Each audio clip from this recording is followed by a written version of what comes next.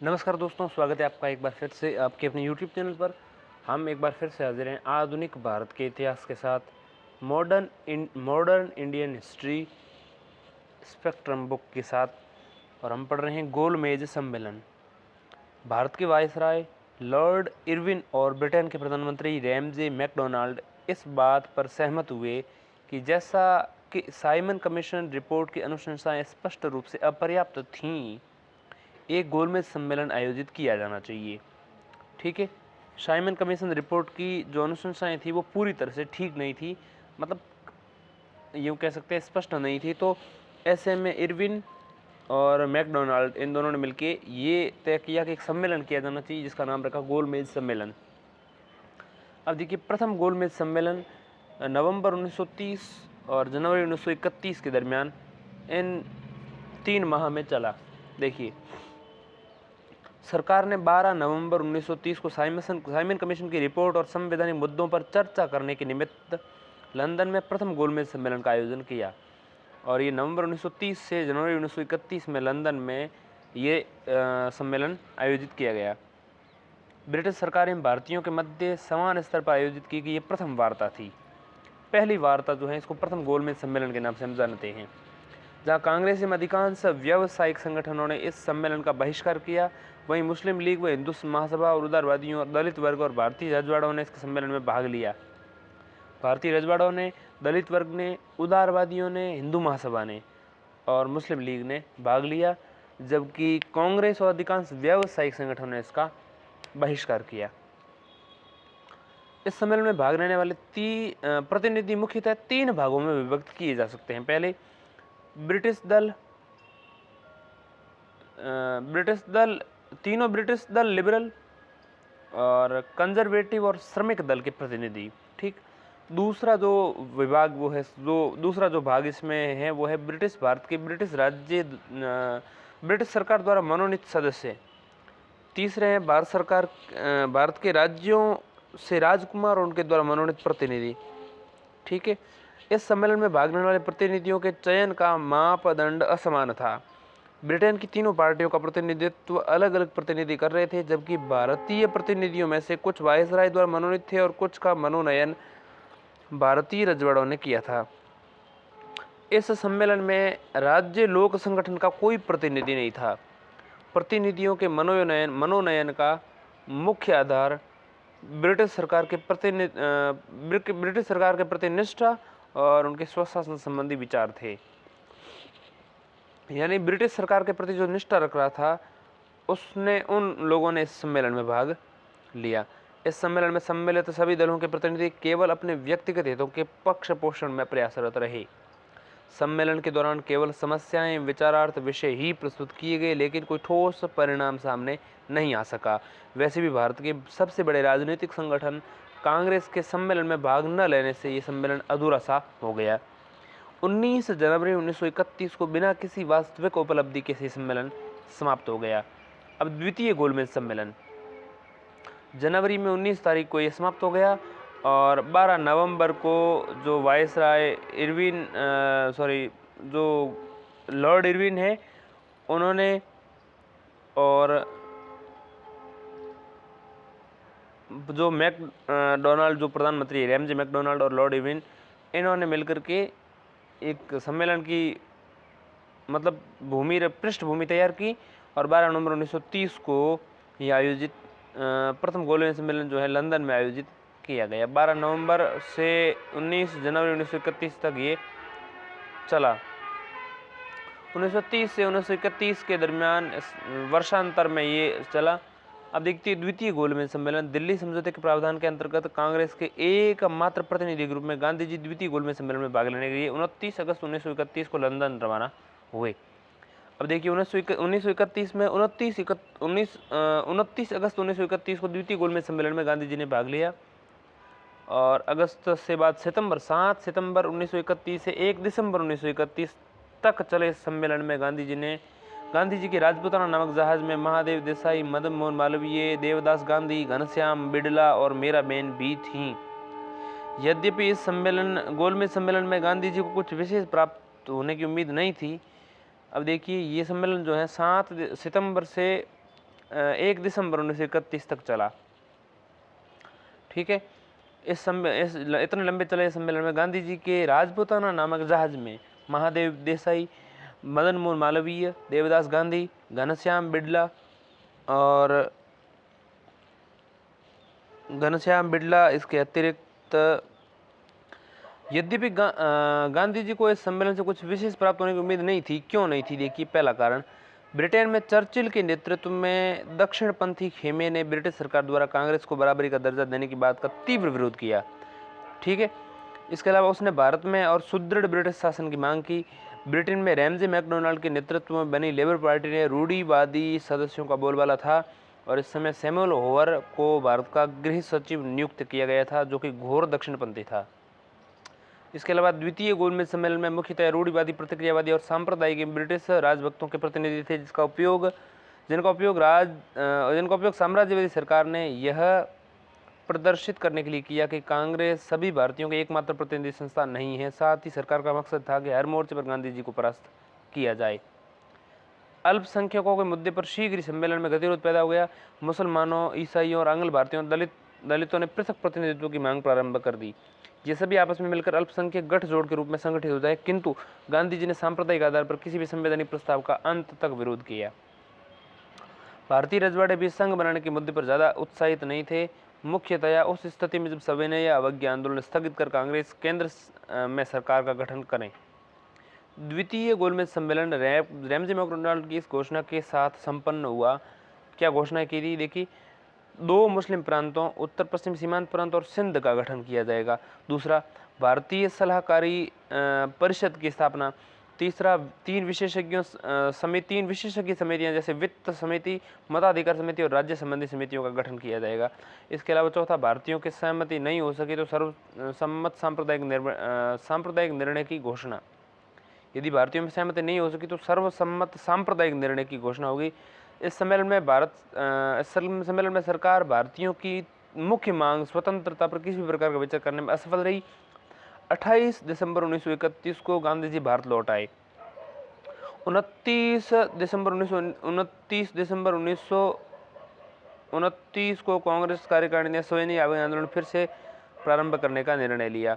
29 दिसंबर 1931 को कांग्रेस कार्यकारिणी ने सविनय अवज्ञा आंदोलन को फिर से प्रारंभ करने का निर्णय लिया। 28 दिसंबर 1931 को भारत वापस गांधी जी आए और उसके अगले दिन से ही जो है सविनय अवज्ञा आंदोलन फिर से प्रारंभ करने का निर्णय लिया गया।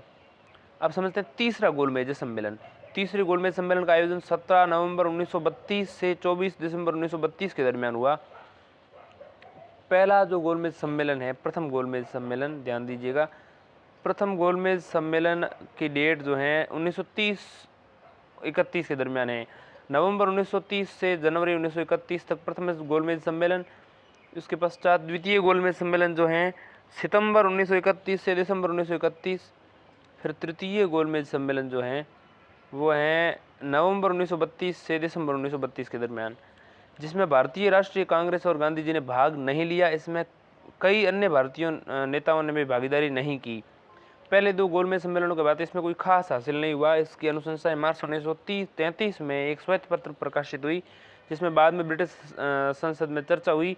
अनुशंसाओं के विश्लेषण हेतु एक संयुक्त समिति गठित की गई और भारत के लिए एक नया अधिनियम बनाने को कहा गया। इस समिति ने फरवरी 1935 को एक विधेयक का मसौदा प्रस्तुत किया। जुलाई 1935 में भारत सरकार अधिनियम 1935 के रूप में इसको शामिल किया गया। फरवरी 1935 में बस मसौदा तैयार किया गया। 1933 में श्वेत पत्र प्रकाशित हुआ और एक अधिनियम बनाने को, भारत के लिए एक नया अधिनियम बनाने को इसमें अनुशंसाएं की गई और फरवरी 1935 को मसौदा तैयार हुआ कानून का, विधेयक का, और 1935 में वो भारत सरकार अधिनियम के रूप में लागू किया गया। ठीक है, सविनय अवज्ञा आंदोलन का पुनः प्रारंभ। द्वितीय गोलमेज सम्मेलन की असफलता पर कांग्रेस की कार्यकारिणी समिति ने 29 दिसंबर 1931 को फिर से सविनय अवज्ञा आंदोलन प्रारंभ करने का निर्णय लिया।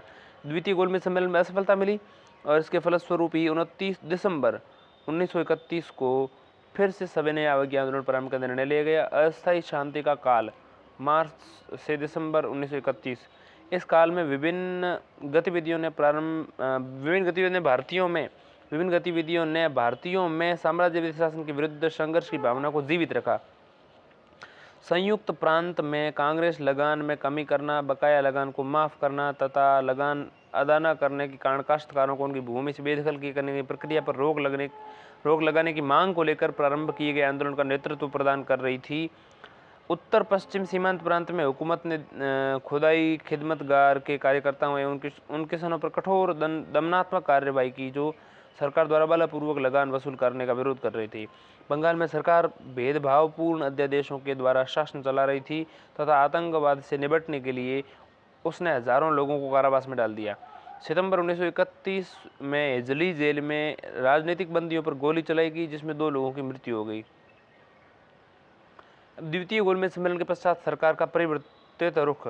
दिल्ली समझौते से उच्च ब्रिटिश अधिकारियों के सम्मुख ये तथ्य उभर कर सामने आया कि इस समझौते से कांग्रेस की प्रतिष्ठा और भारतीयों में उत्साह की वृद्धि हुई है तथा ब्रिटिश सरकार की प्रतिष्ठा को आघात पहुंचा है। फलतः उन्होंने यथास्थिति को परिवर्तित करने की योजना बनाई। इस योजना के अंतर्गत ब्रिटिश सरकार ने 3 प्रावधानों को अपनाने की रणनीति बनाई। पहली, गांधी जी को पुनः कोई जन आंदोलन प्रारंभ करने की अनुमति नहीं दी जाएगी। दूसरा, कांग्रेस की सद्भावना आवश्यक नहीं है अपितु इसके स्थान पर लोगों को सहयोग और समर्थन अत्यावश्यक है जिन्होंने कांग्रेस के विरुद्ध हुकूमत का साथ दिया है, उदाहरण सरकारी सेवक, राजभक्त आदि। इसके अलावा राष्ट्रीय आंदोलन को अब ग्रामीण क्षेत्रों में प्रसारित और संगठित होने की अनुमति नहीं दी जाएगी। कांग्रेस कार्यकारिणी द्वारा सविनय अवज्ञा आंदोलन पुनः प्रारंभ किए जाने की घोषणा के पश्चात भारत के नए वायसराय विलिंगडन ने 31 दिसंबर 1931 को गांधी से मिलने से इनकार कर दिया। 4 जनवरी 1932 को गांधी जी को गिरफ्तार कर लिया 1932 में। और सरकार की कार्रवाई देखिए अब 4 जनवरी 1932 को गांधी जी की गिरफ्तारी के साथ ही सरकार ने राष्ट्रीय आंदोलन को पूर्ण रूपेण हमला प्रारंभ कर दिया। राष्ट्रीय आंदोलन पर पूर्ण रूपेण हमला आरंभ कर दिया सरकार ने और प्रशासन को असीमित और मनमानी शक्तियां प्रदान की। मतलब असीमित मनमानी शक्तियां देने वाले अनेक अध्यादेश जारी किए और नागरिक सैनिक कानून की शुरुआत हो गई। सभी स्तरों पर कांग्रेस के संगठनों को प्रतिबंधित कर दिया गया। राजनीतिक कार्यकर्ताओं को जेल में ठूस दिया गया। कांग्रेस से सहानुभूति रखने वाले लोगों को भी यातनाएं दी गई। नागरिक अधिकारों को समाप्त कर दिया गया। संपत्तियां कुर्क कर ली गई। गांधी जी के आश्रमों पर जबरदस्ती अधिकार कर लिया गया। अंग्रेजी सरकार के इस दमन पर शिकार महिलाएं भी हुई। मतलब प्रेस के खिलाफ भी कार्रवाई की गई। राष्ट्रवादी साहित्य पर प्रतिबंध लगा दिया गया। अब जनता की प्रतिक्रिया देखते हैं। सरकारी दमन के खिलाफ जनता में तीव्र रोष था। यद्यपि जनता असंगठित तथा अपरिपक्व थी किंतु उसकी प्रतिक्रिया व्यापक थी। केवल प्रथम 4 महीनों में ही लगभग 80,000 सत्याग्रहियों को जेल में डाल दिया गया। इनमें से अधिकांश शहरी और निर्धन ग्रामीण थे। विरोध प्रदर्शन में तरीकों में शराब की दुकानों पर धरने, विदेशी कपड़ों पर दुकानों पर धरने, अवैधानिक सम्मेलन, अहिंसक प्रदर्शन, राष्ट्रीय दिवस का आयोजन, झंडे का प्रतीकात्मक रोहण, राष्ट्रीय इसके अलावा चौकीदारी, कर का भुगतान न करना, नमक सत्याग्रह, वन कानूनों का उल्लंघन, बम्बई के निकट गुप्त रेडियो ट्रांसमीटर की स्थापना प्रमुख थे। ठीक है, विरोध प्रदर्शन के तरीकों में सविनय अवज्ञा आंदोलन के इस चरण में 2 भारतीय रियासतों कश्मीर और अलवर में तीव्र जन प्रतिक्रिया उभरना एक आंदोलन का महत्वपूर्ण पहलू था। अलवर और कश्मीर। किंतु इतना होने पर भी यह आंदोलन ज़्यादा लंबे समय तक नहीं खींच सका क्योंकि गांधी जी और अन्य राष्ट्रवादी नेता जन प्रतिक्रियावादी को संगठित करने में पर्याप्त समय नहीं दे सके। जनता असंगठित और अपरिपक्व थी। अंततः अप्रैल 1934 में गांधी जी ने सविनय आंदोलन वापस लेने का निर्णय लिया। यद्यपि गांधी जी के निर्णय से जनता और राजनीतिक कार्यकर्ताओं में थोड़ी निराशा अवश्य हुई किंतु उन्होंने कांग्रेस के प्रति निष्ठा कम नहीं हुई। उन्होंने वास्तविक रूप से न सही दिल से स्वतंत्रता का संघर्ष अवश्य जीत लिया। सांप्रदायिक निर्णय और पूना समझौता। ब्रिटेन के प्रधानमंत्री रैमजे मैकडोनाल्ड ने भारतीय मताधिकार समिति, जिसे लोथियन समिति कहा गया, के अध्ययन के आधार पर 16 अगस्त 1932 को सांप्रदायिक निर्णय यानी कम्युनल अवार्ड की घोषणा की। सांप्रदायिक निर्णय ने दलित वर्गों जिन्हें 78 सीटें दी गई सहित अल्पसंख्यकों के लिए पृथक निर्वाचन क्षेत्र और सीटें आरक्षित की। दरअसल सांप्रदायिक निर्णय उपनिवेशवाद शासन की फूट डालो राज करो की नीति का एक और प्रमाण था। साइमन कमीशन के सम्मुख अपनी गवाही में अम्बेडकर ने इस बात पर बल दिया कि दलित या वंचित वर्गों को एक अलग वर्ग के रूप में देखा जाना चाहिए। इसे हिंदू जाति से पृथक एक स्वतंत्र अल्पसंख्यक बनाया जाना चाहिए। ठीक है, अम्बेडकर ने क्या कहा कि दलित या वंचित वर्गों को एक अलग वर्ग के रूप में देखा जाना चाहिए। इसे हिंदू या जाति से पृथक एक स्वतंत्र अल्पसंख्यक वर्ग बनाया जाना चाहिए। उन्होंने अछूतों के अधिकारों की पूर्ति हेतु सीधी कार्रवाई की वकालत की। ऊंची जातियों या वर्गों से स्पष्ट विरोध के कारण अम्बेडकर इस निष्कर्ष पर पहुंचे कि सुधार केवल सरकार के उद्देश्यपूर्ण कार्यों से ही हो सकता है और वंचित वर्गों को लोक सेवा के सभी स्तरों पर अधिक प्रतिनिधित्व देने को कहा। साइमन कमीशन ने दलितों के लिए पृथक निर्वाचन वर्ग की मांग को निरस्त कर दिया और लेकिन उसने सीटों के आरक्षण पर अवधारणा बनाए रखने को कहा। उसने सभी 8 प्रांतों में वंचित वर्गों के लिए कुछ सीटों के आरक्षण की अनुशंसाएं की। सांप्रदायिक निर्णय के प्रावधान। पहला, मुसलमानों और सिखों और यूरोपियों को पृथक सांप्रदायिक मताधिकार प्रदान किया गया। सांप्रदायिक यानी कम्युनल अवार्ड की बात कर रहा हूँ मैं। मतलब सांप्रदायिक के प्रावधान क्या किए कि मताधिकार अलग से प्रावधान किए जाएं, अलग सबको, आंग्ल भारतीयों, भारतीय ईसाइयों, स्त्रियों को भी पृथक सांप्रदायिक मताधिकार प्रदान किए जाएं। प्रांतीय विधानमंडल में सांप्रदायिक आधार पर स्थानों का वितरण किया जाए। प्रांतीय विधानमंडलों की मौजूद सीटों का दुगुना किया जाए। श्रमिकों, जमींदारों, व्यवसायियों, उद्योगपतियों को सीटें आवंटित की जाएं। उत्तर पश्चिम सीमा प्रांत को छोड़कर सभी प्रांतीय विधानमंडलों में महिलाओं के लिए 3% आरक्षण हो। मुस्लिमों को उन प्रदेशों में जहां वे अल्पमत में हैं अतिरिक्त सीटें मिलें। सभी प्रांतों को विभिन्न संप्रदायों के निर्वाचन क्षेत्रों में विभक्त कर दिया जाए। अन्य शेष मतदाता जिन्हें पृथक निर्वाचन क्षेत्रों में मताधिकार प्राप्त नहीं हो सका था, उन्हें सामान्य निर्वाचन क्षेत्र में मताधिकार का अधिकार प्रदान किया जाए। बम्बई प्रांत में सामान्य निर्वाचन क्षेत्रों में 7 स्थान मराठाओं के लिए आरक्षित कर दिए गए। विशेष निर्वाचन क्षेत्रों में दलित जाति के मतदाताओं के लिए दोहरी व्यवस्था की गई। उन्हें सामान्य निर्वाचन क्षेत्रों तथा विशेष निर्वाचन क्षेत्रों 2 जगहों पर मतदान का अधिकार प्रदान किया जाए, ऐसा इसमें बात की गई। इसके अलावा दलित जातियों के लिए विशेष निर्वाचन की ये व्यवस्था 20 वर्षों के लिए की जाए। इसके अलावा दलितों को अल्पसंख्यक के रूप में मान्यता दी जाए। कांग्रेस का पक्ष। यद्यपि कांग्रेस सांप्रदायिक निर्णय के विरुद्ध थी, किंतु अल्पसंख्यकों से विचार विमर्श के किए बिना ये इसमें किसी भी प्रकार के परिवर्तन के पक्ष में नहीं थी। इस प्रकार सांप्रदायिक निर्णय से गहरी असहमति रखते हुए कांग्रेस ने निर्णय लिया, वह न तो सांप्रदायिक निर्णय को स्वीकार करेगी और न ही इसे अस्वीकार करेगी। सांप्रदायिक निर्णय द्वारा दलितों को सामान्य हिंदुओं से पृथक कर एक अल्पसंख्यक वर्ग के रूप में मान्यता देने और पृथक प्रतिनिधित्व की प्रदान करने के सभी राष्ट्रवादियों ने तीव्र विरोध किया। गांधी जी की प्रतिक्रिया। गांधी जी ने दलित वर्गों को पृथक निर्वाचन क्षेत्र अधिकार देने का प्रस्ताव पर बेहद तीखी प्रतिक्रिया व्यक्त की। गांधी जी ने सांप्रदायिक निर्णय को राष्ट्रीय एकता और भारतीय राष्ट्रवाद पर प्रहार के रूप में देखा। उन्होंने मत था कि हिंदू और दलित वर्ग दोनों के लिए खतरनाक हैं। उन्होंने कहा कि दलित वर्ग की सामाजिक हालत सुधारने के लिए इसमें कोई व्यवस्था नहीं की गई है। एक बार यदि पिछड़े एवं दलित वर्ग को पृथक समुदाय का दर्जा प्रदान किया गया तो अस्पृश्यता को दूर करने का मुद्दा पिछड़ जाएगा और हिंदू समाज में सुधार की प्रक्रिया अवरुद्ध हो जाएगी। उन्होंने स्पष्ट किया कि पृथक निर्वाचन मंडल का सबसे खतरनाक पहलू ये है कि अछूतों के सदैव अछूत बने रहने की ये बात सुनिश्चित करता है। वे दलित वर्गों को हिंदू समाज का अविच्छिन्न अंग मानते थे। उन्होंने ये आशा की थी कि हिंदू समाज दलितों के कल्याण के लिए काम करेगा और शताब्दियों तक शोषित समाज के इस तबके के साथ सामाजिक न्याय करेगा, जिससे वह हिंदू समाज में पूरी तरह से समाहित हो सकें। दलितों के हितों की सुरक्षा के नाम पर न विधानमंडलों या सरकारी सेवा में सीटें आरक्षित करने की कोई आवश्यकता है और न ही उन्हें पृथक समुदाय बनाने की, अपितु सर्वप्रमुख आवश्यकता समाज से अस्पृश्यता की कुरीति को जड़ से उखाड़ फेंकने की है। गांधी जी ने अंग्रेजों की इस नीति का विरोध किया क्योंकि उन्होंने महसूस किया कि उनकी ये नीति हिंदू समाज को बांट देगी। गांधी जी ने मांग की कि दलित वर्ग के प्रतिनिधियों का निर्वाचन आत्मनिर्वाचन मंडल के माध्यम से वयस्क मताधिकार के आधार पर होना चाहिए। तथापि उन्होंने दलित वर्ग के लिए बड़ी संख्या में सीटें आरक्षित करने की मांग का विरोध नहीं किया। अपनी मांगों को स्वीकार किए जाने पर 20 सितंबर 1932 को गांधी जी आमरण अनशन पर बैठ गए। कई राजनीतिज्ञों ने गांधी जी के अनशन की राजनीतिक आंदोलन की सही दिशा में भटकना कहा। इस विभिन्न राजनीतिक विचारधाराओं के नेता में MC रज्जा, मदन मोहन मालवीय, BR अम्बेडकर सम्मिलित थे, जिन्होंने कहा कि गांधी जी जो है राजनीतिक आंदोलन की सही दिशा से भटकना, यानी कि सही दिशा से भटक गए हैं गांधी जी, ऐसा MC रज्जा, मदन मोहन मालवीय और BR अम्बेडकर ने कहा।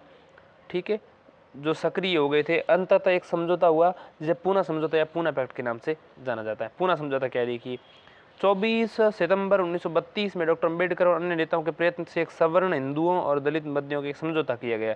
इसी पूना समझौता के नाम से जाना जाता है। समझौते के अनुसार क्या देखिए, पहला, दलित वर्ग के लिए पृथक निर्वाचन मंडल समाप्त कर दिया गया और व्यवस्थापिका सभा में अछूतों के स्थान पर हिंदुओं के अंतर्गत ही सुरक्षित रखे गए। इसके अलावा प्रांतीय विधानमंडलों में दलित वर्गों के लिए 147 सीटें आवंटित की गई, जबकि सांप्रदायिक पंचाट में उन्हें 71 सीटें प्रदान करने का वचन दिया गया था। मद्रास में 30, बंगाल में 30, मध्य प्रांत और संयुक्त प्रांत में 20-20, बिहार एवं उड़ीसा में 18, मुंबई एवं सिंध में 15, पंजाब में 8 और असम में 7 स्थान दलितों के लिए आरक्षित किए गए। ये वादा किया गया था कि गैर मुस्लिम निर्वाचन क्षेत्रों में आवंटित सीटों का गैर मुस्लिम मतलब दलित वर्ग केंद्रीय विधानमंडल में दलित वर्ग का प्रतिनिधित्व संयुक्त निर्वाचन की प्रक्रिया और प्रांतीय विधानमंडल में प्रतिनिधियों की निर्वाचित करने की व्यवस्था को मान्यता दी गई। और ये वादा किया गया गैर मुस्लिम निर्वाचन क्षेत्रों में आवंटित सीटों का निश्चित प्रतिशत दलित वर्गों के लिए आरक्षित किया जाएगा।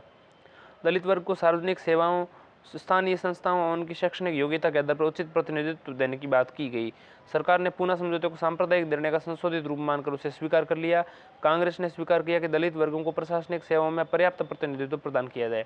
अम्बेडकर के नेतृत्व में दलित वर्गों के संयुक्त निर्वाचन क्षेत्र को सिद्धांत को स्वीकार कर लिया गया। वंचित वर्गों के लिए केंद्रीय और प्रांतीय विधानमंडलों में मताधिकार लोथियन समिति की रिपोर्ट में निर्दिष्ट व्यवस्था के अनुसार किया जाएगा। केंद्रीय विधानमंडल में ब्रिटिश भारत के लिए सामान्य निर्वाचक वर्ग के लिए प्रदत्त 18% सीटें दलित वर्गों के लिए आरक्षित होंगी। इसके अलावा किसी को भी स्थानीय निकाय के किसी चुनाव या लोक सेवाओं में नियुक्ति के संदर्भ में मात्र दलित वर्ग से संबद्ध होने के आधार पर अयोग्य नहीं ठहराया जा सकता। अब हम समझते हैं पूना पैक्ट यानी कि पूना समझौते का दलितों पर प्रभाव। पूना समझौते ने हिंदू सामाजिक व्यवस्था के अंधकार युग को जारी रखा। इसने कई समस्याओं को जन्म दिया। दलितों को राजनीतिक हथियार बना दिया गया। संयुक्त निर्वाचन में वास्तविक दलितों को हराकर हिंदू जाति संगठनों का एजेंट बना दिया गया। उन्हें केवल दलितों की चुनावी जीत को ये पक्का किया गया कि इन संगठनों का एजेंट या हथियार हैं। पूना पैक्ट ने दलितों के राजनीतिक, वैचारिक, सांस्कृतिक और धार्मिक अवनयन को बढ़ावा दिया। इस प्रकार ब्राह्मणवादी सामाजिक व्यवस्था से लड़ने वाले दलितों के वास्तविक में स्वतंत्र नेतृत्व को बर्बाद कर दिया गया। इसने हिंदू से पृथक एवं अलग दलित अस्तित्व को स्वीकार न करने और उसे हिंदू सामाजिक व्यवस्था के एक हिस्से के रूप में रखा। इस समझौते ने समानता, स्वतंत्रता, बंधुत्व, न्याय पर आधारित आदर्श समाज में के सामने बाधा खड़ी की।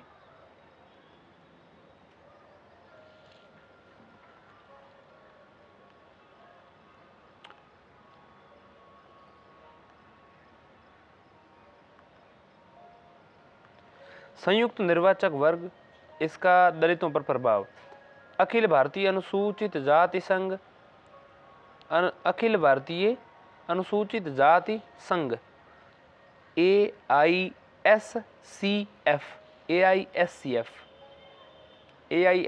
की कार्यकारी समिति ने अखिल भारतीय अनुसूचित जाति संघ की कार्यकारी समिति ने स्पष्ट रूप से कहा कि भारत सरकार अधिनियम के अंतर्गत आयोजित चुनावों का अनुभव सिद्ध करता है कि संयुक्त निर्वाचक व्यवस्था ने विधानमंडलों में अपने वास्तविक एवं प्रभावी प्रतिनिधियों को भेजने के अधिकार से अनुसूचित जातियों को वंचित किया है। हिंदू बहुसंख्यक को अनुसूचित जाति का सदस्य नामित करने का वास्तविक अधिकार प्रदान किया है, जो बहुसंख्यक के हाथ में कठपुतली बन सके। इसलिए संघ की कार्यकारिणी समिति ने संयुक्त निर्वाचक व्यवस्था और आरक्षित सीट के प्रावधानों को समाप्त करने की मांग की और इस स्थान पर पृथक निर्वाचन क्षेत्र की व्यवस्था लागू करने को कहा। पृथक निर्वाचन क्षेत्र की मांग और पूना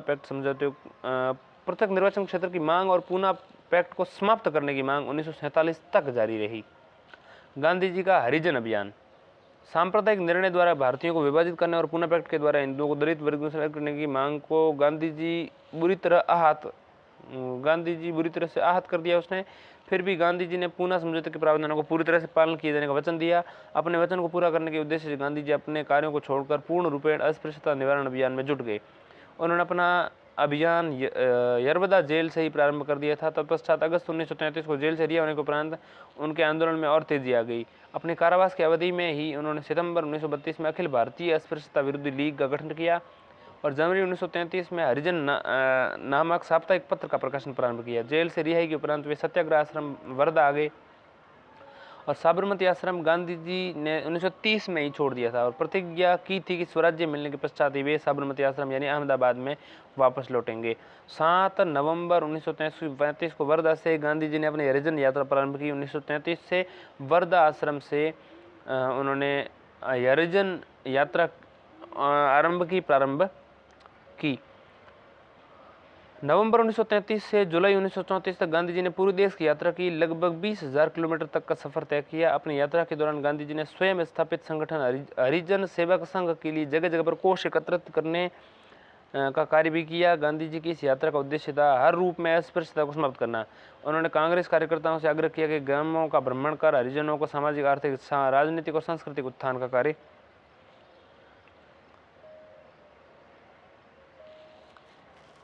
अपनी यात्रा के दौरान गांधी जी ने स्वयं द्वारा स्थापित संगठन हरिजन सेवक संघ के लिए जगह जगह पर कोष एकत्रित किए।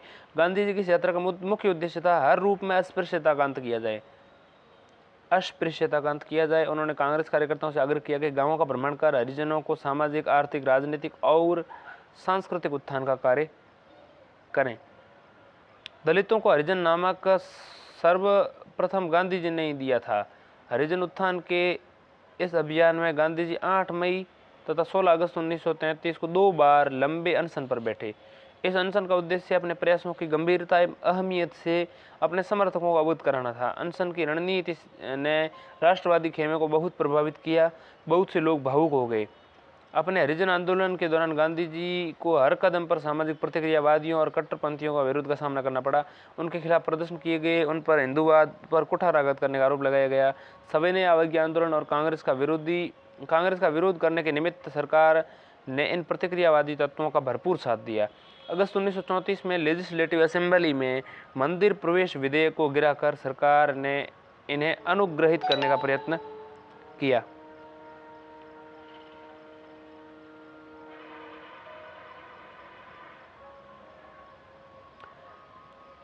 बंगाल में कट्टरपंथी हिंदू विचारकों ने पूना समझौते द्वारा हरिजनों को हिंदू अल्पसंख्यक का दर्जा दिए जाने की अवधारणा को पूर्णतः खारिज कर दिया।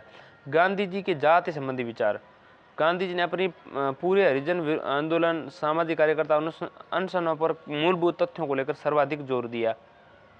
पहला, हिंदू समाज में हरिजनों पर किए जा रहे अत्याचार और भेदभाव की उन्होंने तीव्र भर्त्सना की। दूसरा प्रमुख मुद्दा था छुआछूत को जड़ से समाप्त करना। उन्होंने अस्पृश्यता की कुरीति को समूल नष्ट करने, हरिजनों को मंदिर में प्रवेश दिलाने का अधिकार देने की मांग की। उन्होंने इस बात की मांग उठाई कि हिंदुओं द्वारा सदियों से हरिजनों पर जो अत्याचार किया जा रहे हैं उसे अतिशीघ्र बंद किया जाना चाहिए। इस बात का प्रायश्चित करना चाहिए। शायद यही वजह थी कि गांधी जी ने अम्बेडकर या अन्य हरिजन नेताओं की आलोचना का भी कभी बुरा नहीं माना। उन्होंने हिंदू समाज को चेतावनी दी कि यदि अस्पृश्यता का रोग समाप्त नहीं हुआ तो हिंदू समाज समाप्त हो जाएगा। यदि हिंदूवाद को जीवित रखना है तो अस्पृश्यता को समाप्त करना ही होगा। गांधी जी का संपूर्ण हरिजन अभियान मानवता एवं तर्क के सिद्धांत पर अवलंबित था। उन्होंने कहा, शास्त्र छुआछूत की इजाजत नहीं देते, लेकिन यदि वे ऐसी अवधारणा प्रस्तुत करते हैं तो हमें उनकी उपेक्षा कर देनी चाहिए, क्योंकि ऐसा करना मानवीय प्रतिष्ठा के विरुद्ध है। गांधी जी अस्पृश्यता निवारण के मुद्दे को अंतरजातीय विवाह और अंतरजातीय भोज जैसे मुद्दों के साथ जोड़ने के पक्षधर नहीं थे, क्योंकि उनका मानना था कि ये चीज़ें स्वयं हिंदू सवर्ण समाज और हरिजनों के बीच में भी हैं। उनका कहना था कि हरिजन अभियान का मुख्य उद्देश्य उन कठिनाई और कुरीतियों को दूर करना जिससे हरिजन समाज शोषित और पिछड़ा है। इस तरह उन्होंने जाति निवारण और छुआछूत निवारण में भी भेद किया। इस मुद्दे पर वे डॉक्टर अंबेडकर के इन विचारों से असहमत थे कि छुआछूत की बुराई जाति प्रथा की देन है। जब तक जाति प्रथा बनी रहेगी ये बुराई भी जीवित रहेगी। अतः जाति प्रथा को समाप्त किए जाना अछूतों को उद्धार संभव नहीं है। गांधी जी का कहना था कि वर्णाश्रम व्यवस्था के अपने कुछ दोष हो सकते हैं, लेकिन इसमें कोई पाप नहीं है। हाँ, छुआछूत अवश्य पाप है। उनका तर्क था कि छुआछूत जाति प्रथा के कारण नहीं, अपितु ऊंच नीच के कृत्रिम विभाजन के कारण है। यदि जातियां एक दूसरे की सहयोगी एवं पूरक बन रहे तो जाति प्रथा में कोई दोष नहीं है। कोई भी जाति न उच्च न निम्न है। उन्होंने वर्णाश्रम व्यवस्था के समर्थक और विरोधियों दोनों से आह्वान किया कि वे आपस में मिलकर काम करें, क्योंकि दोनों ही छुआछूत के विरुद्ध हैं। गांधी जी का विचार था कि छुआछूत की बुराई का उन्मूलन से कोई सांप्रदायिक एवं ऐसे ही अन्य मुद्दों पर सकारात्मक प्रभाव पड़ेगा, जबकि इसकी उपस्थिति का तात्पर्य होगा कि जाति प्रथा में उच्च एवं निम्न की अवधारणा को स्वीकार करना। गांधी जी ने छुआछूत के समर्थक दरकियानूसी प्रतिक्रियावादी हिंदुओं को सेनापति कहा, किंतु इस बात का दबाव डाले जाने के विरोधी थे। उनका कहना था कि समझा बुझाकर तथा दलितों को जीत कर उन्हीं के रास्ते पर लाना होगा, न कि इन पर दबाव डालकर। उन्होंने स्पष्ट किया कि उनके अनशन का उद्देश्य उनके द्वारा चलाए जा रहे छुआछूत विरोधी आंदोलन के संबंध में उनके मित्रों और अनुयायियों को उत्साह को दुगुना करना है। अभियान का प्रभाव। गांधी जी ने बार बार ये बात दोहराई कि उनके हरिजन का उद्देश्य राजनीतिक नहीं अपितु हिंदू समाज और हिंदुत्व का शुद्धिकरण आंदोलन है। वास्तव में गांधी जी अपने हरिजन अभियान के दौरान केवल हरिजनों के लिए ही कार्य नहीं किया, उन्होंने कांग्रेस के कार्यकर्ताओं को भी बताया कि जन आंदोलन के निष्क्रिय या समाप्त हो जाने पर वे स्वयं किस प्रकार रचनात्मक कार्यों में लगा सकते हैं। उनके आंदोलन ने राष्ट्रवाद के संदेश को हरिजनों तक पहुंचाया। ये वर्ग था जिनके अधिकांश सदस्य खेती और मजदूर थे। धीरे धीरे किसान आंदोलन और राष्ट्रीय आंदोलन से जुड़ते जा रहे थे। गांधी जी एवं अम्बेडकर के मध्य वैचारिक भिन्नता एवं समानता। गांधी स्वतंत्रता संघर्ष के प्रमुख उन्नायक और शिल्पकार तथा डॉक्टर BR अम्बेडकर स्वतंत्र भारत के प्रथम संविधान निर्माता और कई मामलों में समान विचार रखते थे, लेकिन सामाजिक सुधार के तरीकों और राजनीतिक स्वतंत्रता को लेकर उनमें गहरे मतभेद भी थे। गांधी जी की योजना बेहद व्यापक थी। उन्होंने राजनीतिक स्वतंत्रता को अलग और सामाजिक सुधार की अनुमति उन्होंने राजनीतिक स्वतंत्रता को अलग करके सामाजिक सुधार की अनुमति कभी नहीं दी। गांधी जी ने विदेशी कपड़े जलाए, अम्बेडकर ने मनुस्मृति जलाई। इसलिए नहीं कि ये दोनों भावनात्मक कृत्य थे, अपितु ये भारतीयों की दासता एवं बंधन के प्रतीक थे। गांधी जी विश्वास करते थे कि स्वतंत्रता कभी भी प्रदान नहीं की जा सकती, अपितु ये उस सत्ता में निहित होगी जो इनकी मांग करती हैं।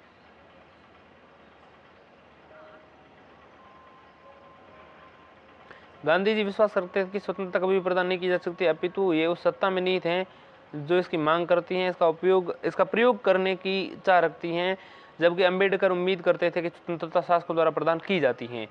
इसी प्रकार लोकतंत्र की प्रकृति एवं क्षेत्र दोनों पर विचारों में भिन्नता है। अम्बेडकर स्वतंत्र भारत के संसदीय व्यवस्था चाहते थे, जबकि गांधी जी संसदीय व्यवस्था के प्रति अधिक सकारात्मक रुख नहीं रखते थे। उनका मानना था कि नेतृत्व द्वारा प्रभुत्व की प्रवृत्ति के साथ लोकतंत्र भेड़तंत्र में परिवर्तित हो जाएगा। दूसरी ओर अम्बेडकर इस संभावना से बेपरवाह थे, अपितु उन्होंने भेड़तंत्र के लिए लोगों में इच्छा जागृत की कि जहां वंचित या दलितों का उन्नयन सरकार द्वारा दबाव बनाया जा मतलब ये है कि वंचित या दलितों के उन्नयन द्वारा सरकार पर दबाव बनाया जा सकता है। गांधी एवं अम्बेडकर दोनों राजनीतिक एवं सामाजिक कार्यकर्ता थे। अम्बेडकर की कार्यगत पद्धति में कुछ बेहद कठोर थी, लेकिन अहिंसा को लेकर समझौता विहीन तरीके के अलावा गांधी जी में वैचारिक एवं सैद्धांतिक कठोरता नहीं थी। गांधी जी 20वीं शताब्दी की राजनीतिक विचारधाराओं उदारवाद, साम्यवाद और फासीवाद से स्पष्ट रूप से आगे बढ़े और इन जटिल संरचनाओं जिन्होंने व्यक्ति की किंग कर्तव्य विमूढ़ बना दिया के सरल व्यावहारिक विकल्पों के साथ शुरुआत करना चाहते थे। दूसरी ओर अम्बेडकर की उदारवादी विचारधारा